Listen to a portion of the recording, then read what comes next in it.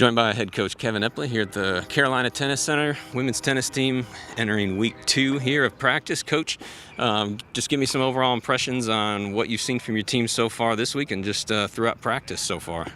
We've been spending, most of our time just getting oriented and acclimated to practicing again. The first few weeks, we're staying very basic with stuff, just hitting a lot of tennis balls, trying to get, some basic cross courts and all the fundamentals down. And we're working on intensity right now. We're working on consistency and starting to work on body language and directing mental energy. Nothing too specific, but more broad team concepts and, standard Gamecock fare, what it is to be a Gamecock.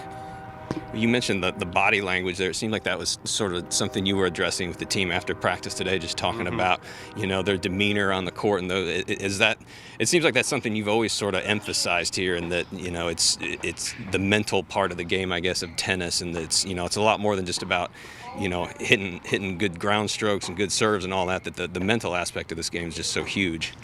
Yeah, I mean, you can't run away from what your body language is doing. You can't run away from your self-talk. I mean, that's pretty much going to dictate how you're going to play.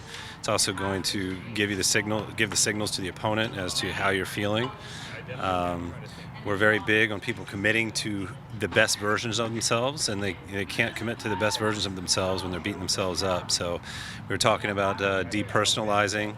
We were talking about just being what we call sort of positive, neutral body language. Something good happens, affirm yourself. Something bad happens, stay neutral. Today we were working on what's called a mountain chart, and basically just charting when they lose a point, do they have a neutral body language, do they have negative body language, or positive? And if they continue to have positive body language, they move up the chart.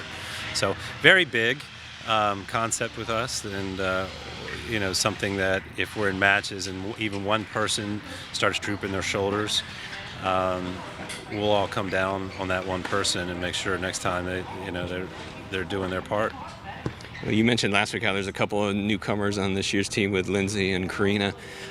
Just what have you seen from those two so far? I mean, like I said, you're not even quite 2 weeks in, but how are they looking out here on the courts in such, I guess, sort of unusual circumstances for newcomers to be entering college? Yeah, you always wonder with freshmen. It can be a little overwhelming at first. We have pretty intense practices, and the standards are very high, and they're maybe feel a little self-conscious. Am I fitting in, kind of thing.